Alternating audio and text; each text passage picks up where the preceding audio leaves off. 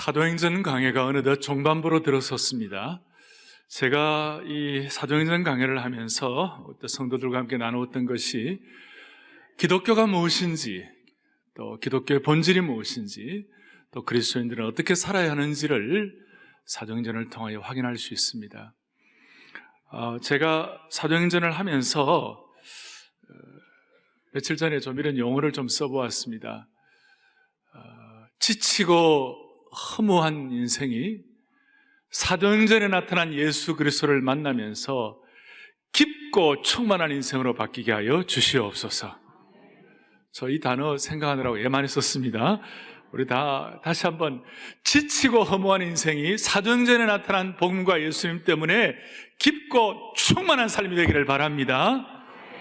예나 지금이나 변함이 없습니다. 사도행전 시대나 지금이나 저는 이 말씀을 강의하면서 깜짝 놀랄 때가 많은데요, 삶의 모습이 흡사한 것이에요. 슬픔 가운데서 기쁨과 환희를 얻고 고난 가운데서도 승리를 얻는 믿음의 길을 걸어가는 것은 옛날이나 지금이나 똑같다는 것이에요. 동시에 시대적인 환경, 또 한국 사회가 처한 현실 앞에서 우리는 이 말씀을 통하여 어떤 믿음의 길을 걸어야 하는가? 사람들은 주로 이를 얘기합니다. 한국이 처한 상황이 구한말과 비슷하다. 우리 조선시대 말기에 우리 열강들의 이 압박 속에서 어떻게 할 바를 모르는 그런 일들이 그때나 지금이나 비슷하다라고 얘기합니다. 그런 면들이 있죠. 중국의 시진핑을 통한 중국의 강력함, 또 러시아의 푸틴을 통한 강력함, 또 일본의 아베 수상을 통한 강력함, 또 미국의 강력함, 트럼프의 강력함이 다 있습니다만은 그때나 지금이나 비슷한 점도 있지만 또 다른 것도 있어요. 그때에 비해서 지금 우리나라가 세계 선교 2위 국가입니다. 우리나라의 경제도 그러고 어느 정도 자리가 잡혀 있는 것이에요. 더구나 우리는 지금 깨어난 시민의식이 있어요. 그때에 비해서 지금 달라요. 무엇보다도 그때에 비해서 지금 한국교회가 다른 것이에요. 물론 부정함도 있지만 그 당시에 구한말의 한국교회와 지금 한국교회는 비교할 수가 없는 것이에요. 사랑하는 형제자매 여러분, 오늘 이와 같이 이런 사회적이나 여러 가지 기도의 제목 가운데서 우리가 마음을 같이하여 우리 송축의 내용은 주님을 찬양할 수 있다는 것 자체가 특권인 줄로 믿습니다. 저는 오늘 앉아서 높이 계신 주께 주님을 찬양하는데 제 마음속에 그야말로 치밀어 오르는 감사가 있었어요. 부족한 인생, 연약한 인생이 무엇이고 한데 하나님을 이와 같이 찬양할 수가 있습니까? 높이 계신 주님께 영광을 올려드릴 수가 있습니까? 그때에 비해서 다른 것이에요. 그리고 지금 이 예배는 지금 미국의 중계가 바로 직접 되고 있어요. 전 세계에 뭘 말하느냐? 전 세계에 750만의 디아스포라가 있어요. 미국만 하더라도 4천여 개의 이민교회가 있어요. 다 치면 4,500개, 캐나다하고 다 치면 그런 이민교회가 있어요. 그래도 나라를 위하여 기도하고 해외에 나가면 더 애국자가 된다고 그러는 것이에요. 더 나라를 위하여 간절히 기도하는 수많은, 아마 750만 가운데 제가 볼 때 반 이상은 크리스찬일 거예요. 그리고 새벽마다 우리가 기도하고 메어 달릴 때 한국교회 새벽마다 100만 명 이상이 나라를 위하여 간절히 기도할 때 하나님은 이 민족에게 믿음의 길을 걸어갈 수 있도록 길을 열어주시리라고 믿습니다. 근데 그냥 되는 건 아니고 과정이 필요한 것이에요. 오늘 바울 사도는 사도행전 24장의 본문이 1절에 이렇게 나와 있습니다. 다세오의 대제사장 아나니아가 어떤 장로들과 한 변호사 더둘로와 함께 내려와서 총독 앞에서 바울을 고발하니라 그랬습니다. 현실은 바울이 고발당하는 상황이에요. 아나니아는 지난번에 23장에서 바울에게 모독을 당했다고 생각하고 아마 복수의 칼을 갈았는지 몰라요. 그래서 그 당시에 말 잘하는 더둘로라는 로마 변호사를 데리고 와가지고 법정에 바울을 고발해서, 지금 여러분 상상하기 어렵지 않아요? 바울을 피고인으로 세워놓고 더둘로가 다리면서 바울을 고발하는 내용들이 나와 있는 것입니다. 바울은 나름대로 주님 앞에 지난번에 로마의 천부장을 통하여 470명의 보호대를 통해서 죽음을 맞이해야 할 그런 엄청난 위기의 상황이었지만 고난 중에 보호하시는 하나님의 인도를 받아 주님이 바울을 보호해 주셨어요. 아멘. 감사한 일이에요. 그런데도 불구하고 바울은 지금 고발을 당하고 또 총독 벨릭스라는 역사가 조세푸스의 말에 의하면 이 총독 벨릭스는 본디아 빌라도, 사도신경에 나타나는 본디오 빌라도의 후임 총독이었어요. 그는 잔인한 사람이었고 지금 총독한 지 5년쯤 됐었어요. 그의 아내는 24절에 보니까 그 아내 유대 여자 드루실라라고 있어요. 이 드루실라는 누구냐면 헤롯 아그리빠, 헤롯 왕의 딸이에요. 바울이 이제 이런 아나니아와 유대인들에 대한 고소를 받고 총독 앞에 고발을 당하고 한 이런 상황 가운데서 바울은 나름대로 착실하게 변호도 잘하고 나름대로 바울이 이제 여러분 좀 살피겠습니다만은 잘 감당을 했어요. 그런데 결과가 뭐냐? 26절에 동시에 또 바울에게서 돈을 받을까 바라는 거로 더 자주 불러 같이 얘기하더라. 이런 상황이 나오면서 27절에 이태가 지난 후 이런 말이 나옵니다. 나름대로 열심히 하고 신앙인으로서 주님 앞에서 제대로 살고 다 하는데 2해 동안 구금을 당한 것이에요. 가택연금을 당하고 꼼짝도 못하는 구금을 당했어요. 뭘 말하려고 하면 신앙생활을 오래 하다 보면 나름대로 열심히 하고 내 믿음에 이상도 없고 기도도 계속하고 있는데도 불구하고 어떨 때는 벽에다가 외친 것 같은, 하나님의 임재가 없는 것 같은, 하나님의 침묵을 경험할 때가 있다는 것이에요. 이럴 때 과연 우리는 어떻게 할 것인가? 사도행전은 우리에게 신앙생활이 뭔지, 기독교의 본질이 뭔지, 그리스도인을 어떻게 살아야 하는지를 보여주는데, 오늘 이 내용 앞에서 우리는 사도 바울 같은 사람도 그가 그렇게 열심히 살았지만 이태나 2해나 구금되고 연금되고 그의 사역과 소명에 관해서 하나님이 잠시 침묵하는 것 같은 그런 때가 있다는 것이에요. 하나님의 임재가 느껴지지 아니하고 기도를 해도 아무런 응답이 없을 때, 하나님이 마치 나에게 침묵하시는 것처럼 느껴질 때 우리는 어떻게 해야 할까요? 사실 이것은 바울만 겪는 것도 아니고 우리만 겪는 것도 아니고 신앙의 성자들도 많이, 위대한 성자들도 이런 경험을 많이 했어요. 어떤 성자들은 이때가 바로 영혼의 밤을 지난다고 말하는 그런 고백할 때가 있는 것이죠. 시편 13편 1절에 보면 이런 내용이 나옵니다. 같이 보겠습니다. 여호와여, 어느 때까지니까 나를 영원히 잊으시나이까? 주의 얼굴을 나에게서 어느 때까지 숨기시겠나이까? 이건 지금 위대한 신앙 선배 다윗 왕의 고백이에요. 다윗이 얼마나 주님을 잘 섬기고 하나님 마음에 합한 자였지만 다윗도 한때는 여호와여 어느 때까지니까 나를 영원히 잊으시나이까? 주의 얼굴을 나에게서 어느 때까지 숨기시나이까? 하나님의 침묵에 관해서 다윗이 너무 힘들었다는 것이에요. 다윗뿐입니까? 욥 같은 사람, 욥은 욥기 23장 8절 9절에 욥이 뭐라고 얘기하냐? 기가 막힌 내용을 말하는 거예요. 자, 함께요. 내가 앞으로 가도 그가 뭐 하고요? 안에 계시고, 그 다음에 뒤로 가도 그가 왼쪽에서 일하시나? 만날 수가 없고, 그가 오른쪽으로 돌이키시나? 기가 막힌 표현이에요. 앞으로 가도 계시지 않는 것 같고, 뒤로 가도 보이지 않는 것 같고, 왼쪽에서 일하시지만 만날 수가 없고, 오른쪽에서 돌이키시나 보일 수가 없다. 큰 은유가 담겨 있죠. 이럴 때 위대한 신앙 선배도 이런 경험을 하는, 이럴 때 우리는 자칫 잘못하면 우리의 시각이 잘못될 때가 있어요. 우리가 속을 때가 있어요. 기다리는 시간 가운데서, 하나님이 침묵한다는 그 시간 가운데서 아무리 신앙이 좋은 분이라 할지라도 과거에 역사하셨던 하나님의 능력을 잃어버리는 영적 기억 상실증에 걸릴 때가 많이 있다는 것입니다. 신앙이 좋은 분들도 영적 기억 상실증에 걸리는 거예요. 그래서 어떨 때는 그의 시각과 안목과 통찰력이 흔들려서 좌절하고 불안하고 하나님께 대해 섭섭하게 되고 심지어 하나님께 삐치는 사람들도 있습니다. 하나님 섭섭해요. 삐치는. 영적 기억 상실증에. 어떤 경우는 아브라함처럼 신앙 좋은 사람도 기억 상실증에 걸려가지고 하나님의 능력을 잃어버리고 잊어버리고 이스마엘을 낳는, 기다리지 못해서 이스마엘을 낳는 엄청난 실수를 벌려 지금까지도 괴로운 거예요. 아랍 자손들과 이스라엘 자손 지금까지 어려운 거예요. 근데 성경은 뭐라고 그러냐? 하나님을 생각하고 묵묵히 참아보라, 기다려보라. 이사야 30장 18절 이사야 선지자들 통하여 보겠습니다. 그러나 여호와께서, 다시 한번, 여호와께서 뭐 하시나니요? 기다리시나니 이는 너희에게, 아멘, 기다리시나니 이는 너희에게, 다시 한번 뭘 베풀려 하려 하시며 은혜를 베푸시. 그 다음에 그를 기다리는 자마다 복이 있도다. 한 사람이 아니에요. 하나님을 생각함으로 묵묵히 그를 기다리는 자마다 뭐가 있도다? 복이 있도다. 복이 있도다.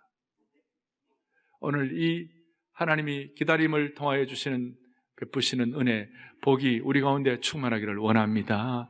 국가적으로도 그렇게 되기를 바라는 것입니다. 우리가 본문을 좀 더 살피겠습니다.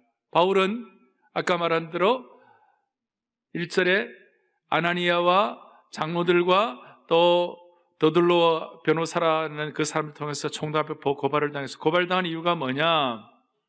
지금 그 2절, 3절, 4절 더둘로가 이 바울을 고발하는데 말 잘합니다. 변호사니까 벨릭스 각하여 우리가 당신의 힘을 입어 태평을 누리고, 태평은 무슨 태평입니까? 그래 태평 누린다 그러고, 또 이 민족이 당신의 선견으로 말미암아 여러 가지로 개선된 것을 우리가 어느 모양으로나 어느 곳에서나 크게 감사나이다.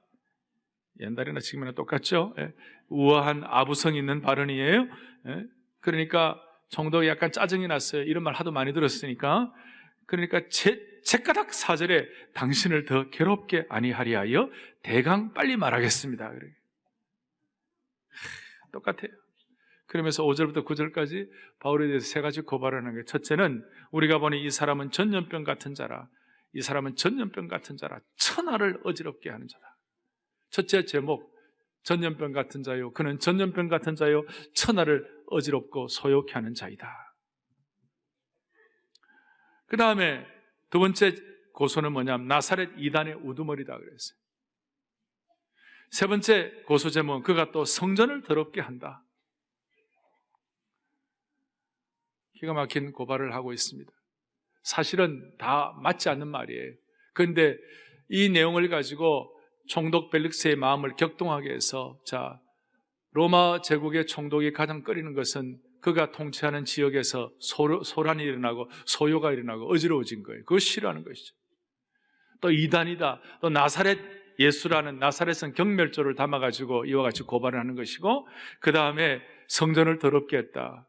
그렇게 했으니까 전부 다 유대인들의 마음을 격발시키고 총독의 마음을 어지럽게 해가지고 바울 사도에게 중한 형벌이 내릴 수 있도록 그런 식으로 이제 이 변호사가 말을 잘 하는 거예요. 겉으로 어느 정도 유대인들 입장에서는 맞는 것 같지만 사실은 바울 사도에게는 프레임을 딱 걸어가지고 꼼짝달싹하지 못하게 이렇게 바울을 고발하는 것이에요. 거기에 대해서 바울은 뭐라고 설명을 하고 있는가? 뭐 여러 가지 있습니다만, 첫째, 거기에 천하를 어지럽게 한다. 무슨 내가 천하를 어지럽게 하냐? 15절 보니까 그들이 기다리는 바 하나님께 향한 소망을 나도 가졌으니 나는 유대인들이 믿는 하나님 똑같이 믿는다. 곧 의인과 악인의 부활이 있으리라 함과 같다. 이거 곧 얘기하고, 그 다음 16절에 너무나 중요한 말씀, 바울이 고백한 이 내용 뭐라고 얘기하느냐? 이것으로 말미암아 나도 하나님과 사람에 대하여 항상 양심의 거리낌이 없기를 힘쓰나이다. 법정에서 고발할 때에 이런 고백을 할 수 있다면 얼마나 영광스럽겠어요. 사랑의 교회 성도들이 우리가 생애를 다하는 그날까지 하나님과 사람에 대하여 항상 양심에 거리낌이 없기를 힘쓰는 그런 은혜가 있기를 바라는 것이에요. 우리 성도들뿐만 아니라 부족한 정도 목회자도 하나님과 사람 앞에서 양심에 거리낌이 없는 사역자가 되기를 원하는 것이에요. 그리고 성전을 더럽게 한다. 말도 안 되는 얘기예요. 성전에 온 지, 예루살렘에 온 지 며칠 되지도 않았고 그렇게 할 시간도 없고, 오히려 마게도냐 지역에서 연보와 구제를 가지고 와가지고 예루살렘 교회를 섬기는 그런 입장인데 말도 안 되는 내용이라고 자신을 또박또박 정확하게 변호를 했어요. 자, 문제는 이거예요. 이 정도 변호를 하면, 이 정도 잘했으면 자연스럽게 풀려나야 되고 해방받아야 되는 것이에요. 하나님께서는 그런데 바울의 탐복할 만한 변호도 통하지 않게 하시고 전혀 그 구금에서 석방되는데 도움이 되지 않게 하셨다는 데 문제가 있는 것이에요. 그의 멋있는 변호에도 불구하고 2년이나 구금 생활을 하게 하신 하나님의 섭리에 대해서 우리는 오늘 기다림의 훈련에 대해 눈을 떼야만 할 것이에요. 우리는 오늘 이 벨릭스 총독의 재판은 결과가 뭐냐? 바울은 25절에 벨릭스가 두려워하여 대답하되 지금은 가라. 내가 틈이 있으면 너를 부르리라. 연기하는 것이 바울의 입장에서는 이해가 안 되는 대목이었습니다. 우리의 현실 가운데 이해가 안 되는 사건을 통하여 자꾸 연기되는 것 같은 느낌이 있을 때가 있어요. 당장 결실이 없는 것 때문에 고민할 때가 있어요. 하나님께서 우리가 살다 보면 어떤 사건이 지연되고 어떤 사건은 해결되지 않고 어떤 사건은 연기되는 것 같은 것을 겪을 때가 있어요. 우리는 당장 응답받기를 원하죠. 손만 뻗으면 곧 닿고 곧 이루어질 것 같은 생각되는 그런 일들도 그 일이 해결되기까지는 몇 달이 아니면 몇 년이 걸리기는 그런 경우도 있어요. 개인도 그렇고 공동체도 있을 수 있어요. 자, 우리 다시 한번. 자꾸 연기되는 것 같고 자꾸 지연될 때, 그런 고통이 있을 때 우리는 어떻게 해야 할 것인가? 오늘 한 가지 우리가 생각해야 될 거예요. 꼭 먼저 기억해야 할 것은 연기되고 기다리고 당장 응답이 없는 것, 그것이 기다리게 한다고 해서 지연된다고 해서 그것이 거부되는 것은 아니다. 이걸 생각하셔야 돼요. 다시 한번 뭐라고 나와 있느냐? 첫 번째 한번 보세요. 시작. 기다림이 뭐예요? 거절을 의미하는 것은 아니다. 우리가 생각할 때 총독 벨릭스가 하는 이 사실은 괘씸하기 짝이 없어요. 그리고 총독 벨릭스가 바울을 판정하고 기다리게 하고 하는 이 모든 것들을 볼 때 바울은 초라한 피고이신 분이고 죄수이신 분이고 총독 벨릭스는 거창한 것 같습니다만은 하나님의 큰 역사, 하나님의 거룩한 역사, 하나님의 섭리를 생각할 때는 그 벨릭스 같이 대단한 사람이라 할지라도 바울과 벨릭스를 비교해 놓으면 벨릭스는 바울을 위한 하나의 도구에 지나지 않는다는 것이에요. 바울을 향한 하나님의 섭리를 이루기 위한 도구에 불과하다는 것이에요. 큰 소리치는 총독 같지만 이런 일들이 우리 주위에 많다는 것입니다. 그리스도인들이 삶을 살아가면서 어려움을 당할 때가 있습니다. 어떨 때는 큰 소리치고 목소리 큰 사람이 이기는 것 같습니다. 우리 주위에 있는 사람들이 대단한 것 같습니다. 그러나 지나놓고 보면 우리가 하나님의 섭리를 깨닫고 하나님의 소명자로서 그야말로 하나님 앞에서 소명받은 자로서 꾸준하게 나아갈 때 우리 주위에 믿지 않는 환경과 그 모든 대단한 것들이라 할지라도 그것은 어디까지나 지나가는 것에 불과한 것이에요. 그냥 도구에 불과한 것이에요. 그냥 큰 소리 쳐도 다 지나가는 것이에요. 중요한 것은 우리는 묵묵하게 우리에게 주어진 소명을 붙잡고 한결같이 뚜벅뚜벅 믿음의 길을 걸어가는 것입니다. 정리하겠습니다. 기다림은 거절을 의미하는 것은 아니다.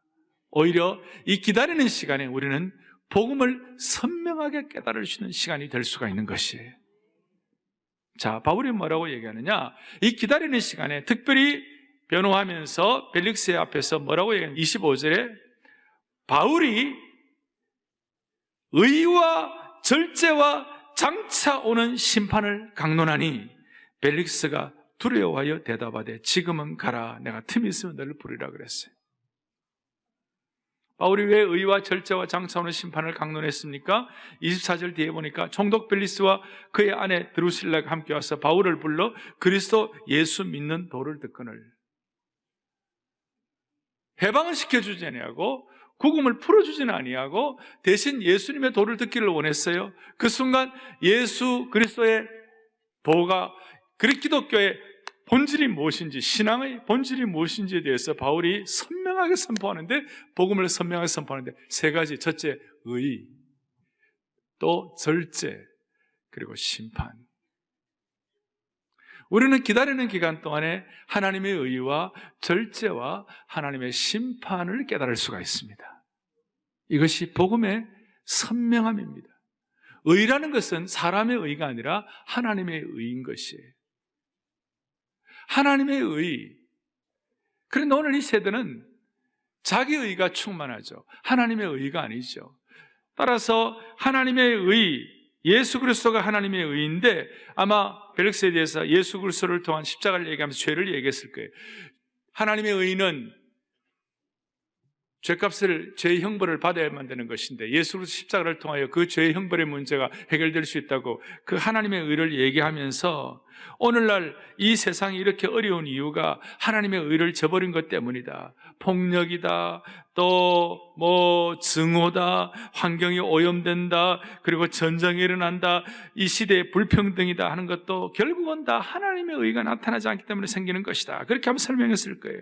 세상에 혼란스러운 이유가 어디에 있을까? 바로 하나님의 참된 의를 모르기 때문이다. 하나님의 의 대신에 자기 의를 자꾸 나타내기가 힘들 것이다. 그러니까 의가 상실되는 것이 세상의 문제이다. 모든 문제를 하나님의 의가 나타나고 자기 의를 하니까 모든 문제가 남 탓이 되는 것이에요. 그래서 지나가는 사람들을 붙잡고 물어보세요. 우리 사회가 왜 이렇게 문제가 많다고 생각하십니까? 대체 문제가 뭐예요? 그렇게 물으면 다들 이렇게 대답해요. 사람들의 문제죠. 사람들이 똑바로 안 살기 때문에 문제죠. 그러면서 외부를 탓하는 것이죠. 모두가 다른 사람을 탓하는 것입니다. 어떻게 탓합니까? 자녀들은 부모님 때문에, 내가 이렇게 태어난 부모님 때문에, 부모들은 자녀들 탓을 합니다. 그리고 자녀와 부모들은 동시에 학교 탓을 하는 것입니다. 동시에. 그리고 학교는 정부를 탓하고 뭐 서로 이렇게 탓을 하는 것이, 서로 남 탓하느라고 바쁜 거예요. 왜? 하나님의 의가 상실되어 있기 때문에. 하나님의 의에 대해 설명하고 그 다음 절제에 대해 설명하는 거예요. 이 절제는 성령의 열매예요. 하나님께서는 하나님의 의를 선포만 하는 것이 아니고 하나님의 의를 이루라고 말씀하시는 것이 아니라 그 의를 이룰 수 있는 능력을 주시는 것이에요. 성령의 능력을 주시는 거예요. 의롭게 살 것을 요구만 하는 것이 아니라 의롭게 살 수 있는 능력을 주시는 하나님을 찬양합니다. 그 능력 가운데, 성령의 열매 가운데 절제를 주시는 거예요. 그것을 기다리면서 우리가 확보하는 것이에요. 바울은 장차올 마지막으로 심판에 대해서 말씀을 했어요. 바울은 담대하게 심판에 대해서 말씀했어요. 인간이라면 예외 없이 마지막 때에 누구나 다 하나님의 심판대 앞에 서야 된다는 것입니다. 아니, 모든 사람은 살아온 날들에 대해서 자기의 삶을 하나님 앞에 숨김없이 드러낼 때가 온다는 것이에요. 아무도 예외가 없다는 것이에요. 그가 얼마나 가치 있게 살았는지, 그렇지 않았는지를 하나님 앞에서 반드시 평가받아야 할 날이 온다는 것입니다. 예수님도 마태복음 10장 26절 27절 이런 말씀을 하셨죠. 함께요. 그런즉 그들을 두려워하지 말라. 감추인 것이 드러나지 않을 것이 없고 숨은 것이 알려지지 않을 것이 없느니라.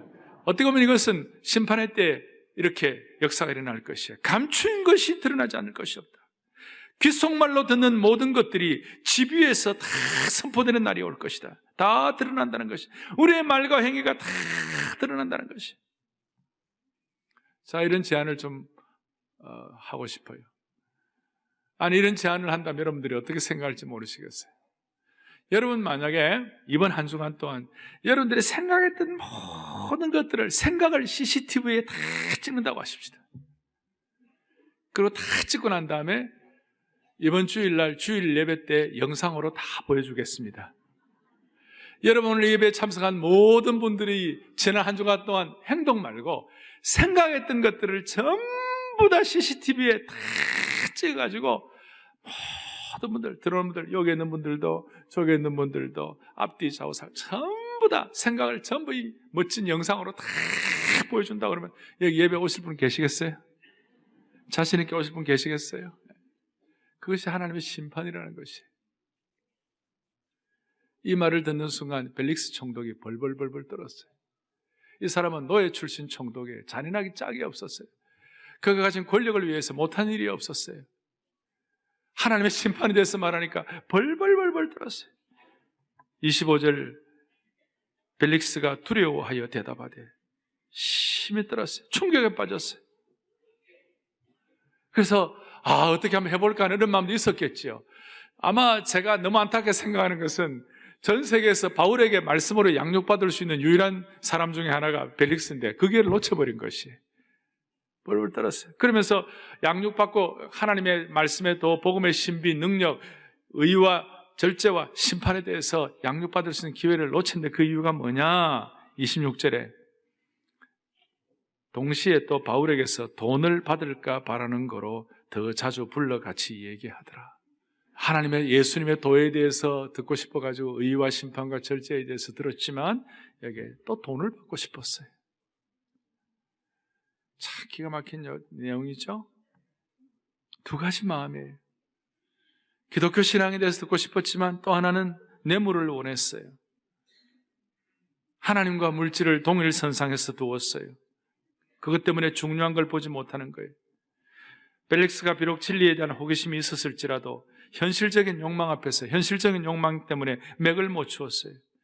예수 믿는 분들 가운데 이런 분들이 많이 있어요. 이해관계가 걸리면 신앙까지도 버리고 신앙을 자기 유익의 도구로 삼는 사람도 있어요. 어떤 사람은 하나님의 말씀을 자기 필요에 따라 취하기도 하고 버리는 사람들이 있어요. 여러분 조심해야 돼요. 우리는 욕망이 아니라 진리인 것을 믿으셔야 돼요. 이해관계가 아니라 신앙의 원칙이에요. 사람의 눈치가 아니라 하나님 앞에서예요. 쉬운 건 아니지만 우리는 여기에 대해서 벨릭스가 하나의 우리의 좋은 역할 모델이에요. 인간아예요. 하나님의 도에 대해서 눈이 있지만, 관심이 있지만, 또 하나는 뇌물을 받고 싶었어요. 돈을 받는 것이에요. 우리는 이런 면에 있어서 예배를 드릴수록 성숙한 하나님의 백성들 되기를 바랍니다. 자, 바울에게는 이와 같은 경험을 하는데, 자, 잘했죠? 근데 2해 동안 구금시켰어요. 뭘 말하는 겁니까? 그게 무엇이 있을까? 이게 무엇이 있을까? 근데 이제 전체적으로 볼 때에 바울이 이 2해 동안 구금당에 있으면서 바울이 가진 축복이 있었어요. 기다리면서 가진 축복이 있어요. 이 기다림을 통하여 바울이 가진 축복과 훈련이 있었어요. 그것이 말 첫째는 바울의 육신이 회복이 되었어요. 육신적인 회복이에요. 그동안 한없이 달려온 사역 때문에 몸이 망가지고 심히 피곤했어요.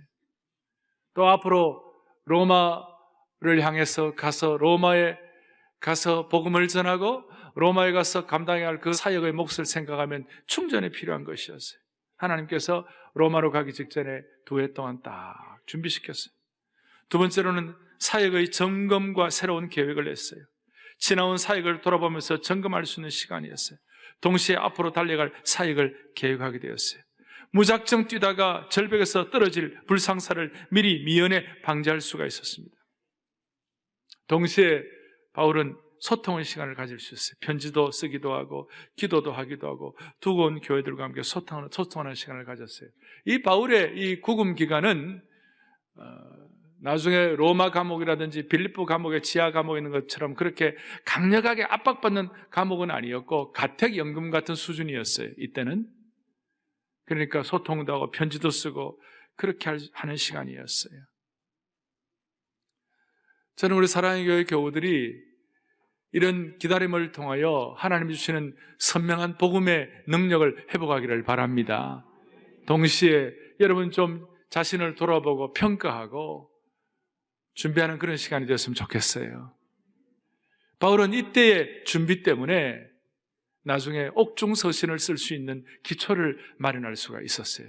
옥중서신이 뭡니까? 에베소서, 빌립보서, 골로새서, 빌레몬서 이런 성경을 쓸 수 있는 기본을 마련할 수가 있었고 이때의 준비, 이때의 기다림 때문에 그의 영적으로 준비가 되어갖고 강건함으로 말미암아 빌립보서 4장 11절부터 13절 너무나 놀라운 바울의 고백을 하고 있어요. 한번 보시겠습니다. 같이 보시겠습니다. 내가 공핍함으로 말하는 것이 아니니라. 어떠한 형편이든지 내가 기가 막힌 말씀이에요. 어떠한 형편에서든지 나는 자족하기를 배웠다. 당연히 풀려나야 되는데 구금당하고 기다리면서 나는 어떠한 형편이든지 자족하기를 배웠노니 12절 나는 비천에 처할 줄도 알고 풍부에 처할 줄도 알아 모든 일에 곧 배부름과 배고픔과 풍부와 궁핍에도 처할 줄 아는 일체의 비결을 배웠노라. 아멘.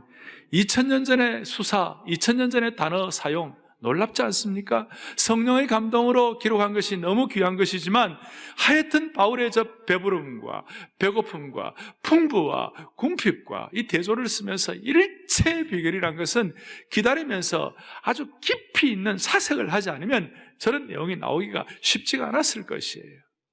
그리고 여러분들과 제가 잘 아는 13절 같이 보죠. 내게 능력 주시는 자 안에서 내가 모든 기다리면서 가진 그의 영적 시각과 통찰력이에요.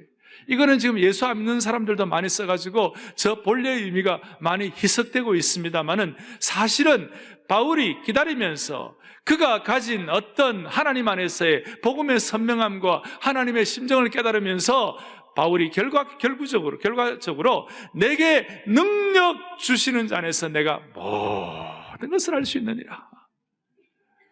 다 말씀을 하지만 주어가 달라요. 내가 모든 거 하는 거 아니에요.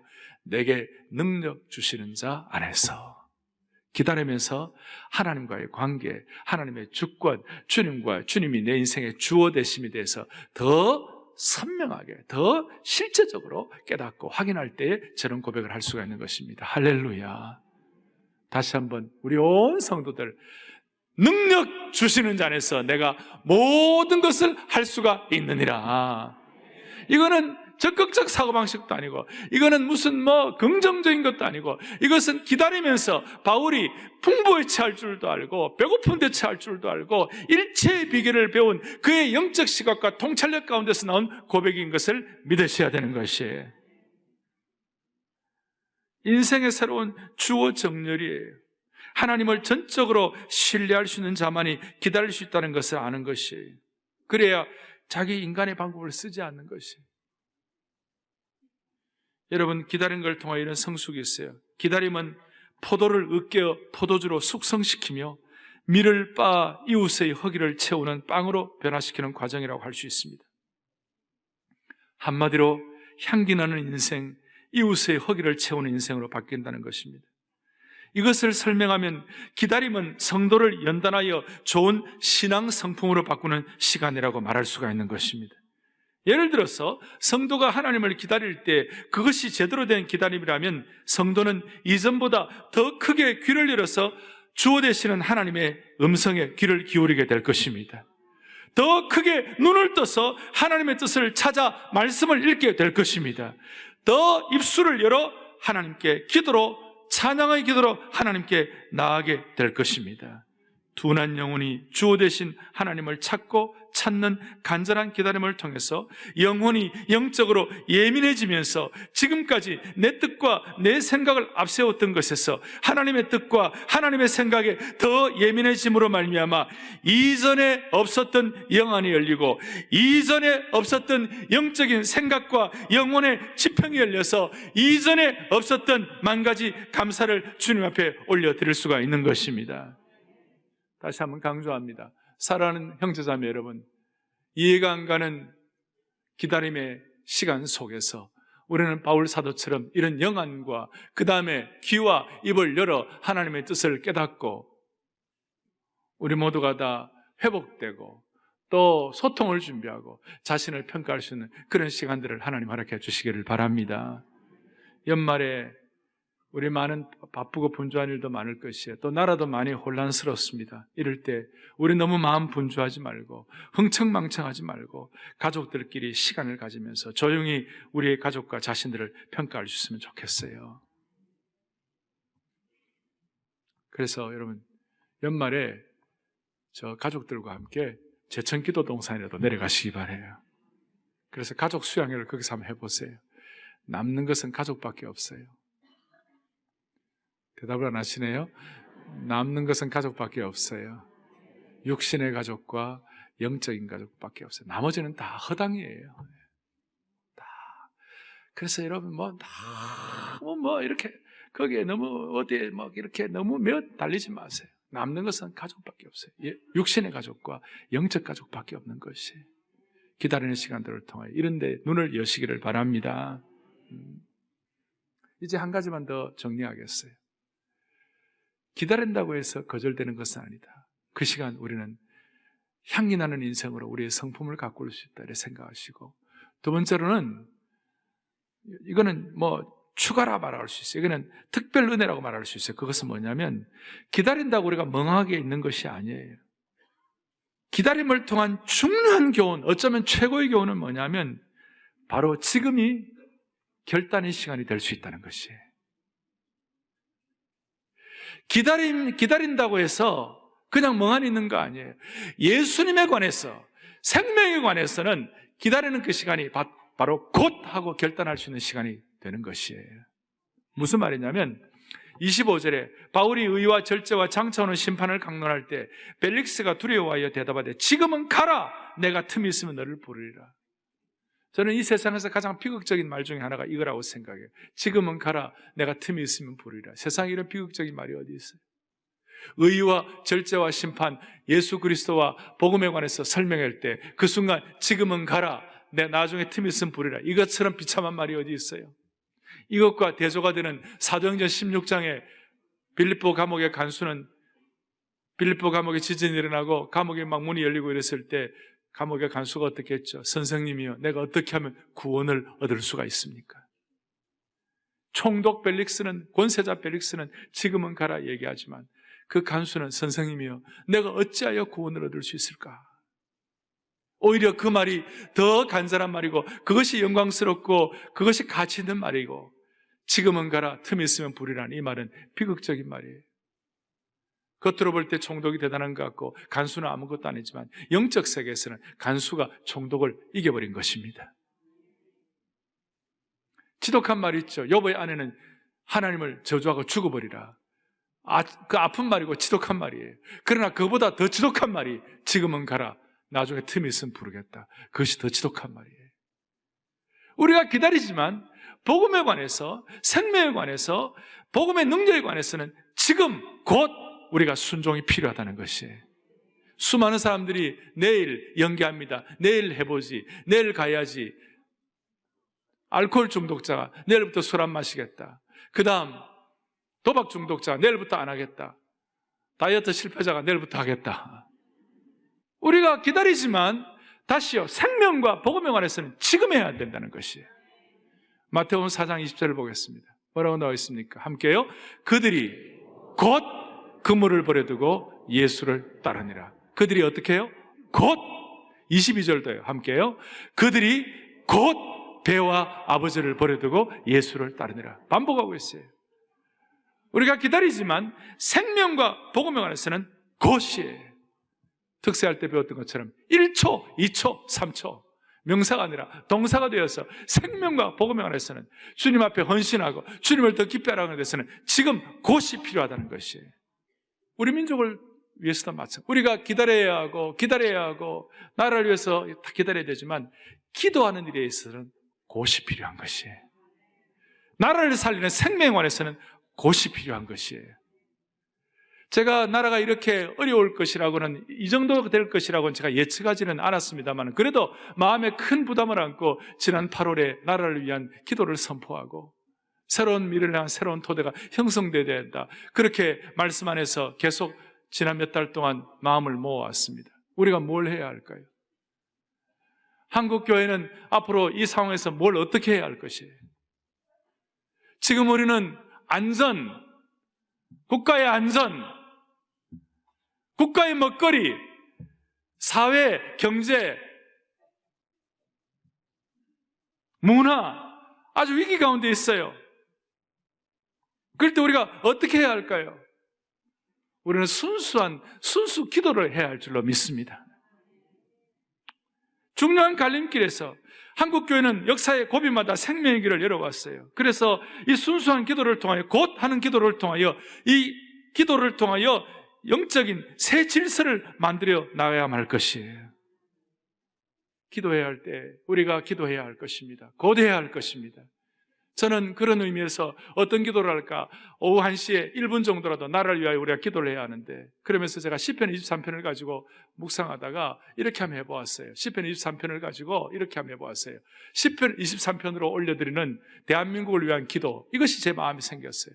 우리는 여호와는 나의 목자시니 내게 부족함이 없으리라, 이걸 대한민국을 넣어가지고 해보면 마음에 확 닿아오는 것이었어요. 그래서 한번 해보시겠어요? 1절 시작. 여호와는 대한민국의 목자시니 대한민국에게 부족함이 없으리로다. 여러분 아멘이시죠?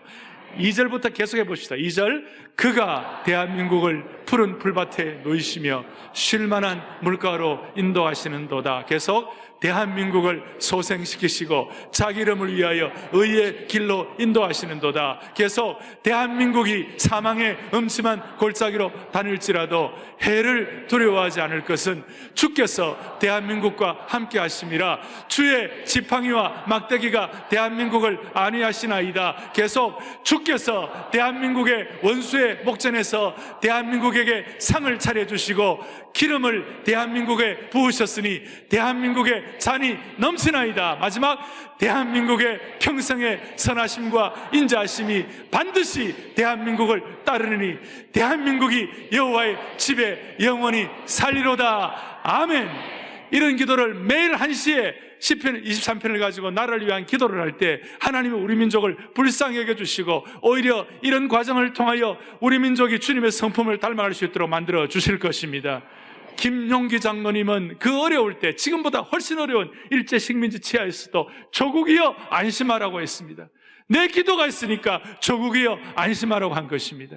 오늘 이런 기도가 3.1운동 때 33인의 독립선언서가 있었던 것처럼 우리의 기도가 시대를 향한 기도의 선언이 되게 하여 주셔서 우리의 기도 때문에 국가와 공동체와 이 시대를 살려주시기를 주님의 이름으로 축원합니다. 기도하시겠습니다. 하나님 아버지 감사합니다. 오늘 이 기도가 주님 앞에 상달되게 하여 주시옵시고 하나님 과거에 엑스플로 74때 그때의 주제가 민족 복음화였습니다. 이제 우리가 기도 엑스플로 2017을 통하여 나라 살리고 교회 살리고 우리 자신을 살리는 영광이 일어나게 하여 주시옵소서. 주님의 말씀을 통하여 주님이 가르치신 것을 우리의 삶에 지금 곧 적용하는 은혜가 있게 하여 주시옵소서. 우리 주 예수 그리스도를 받들어 간절히 기도 올리옵나이다. 아멘.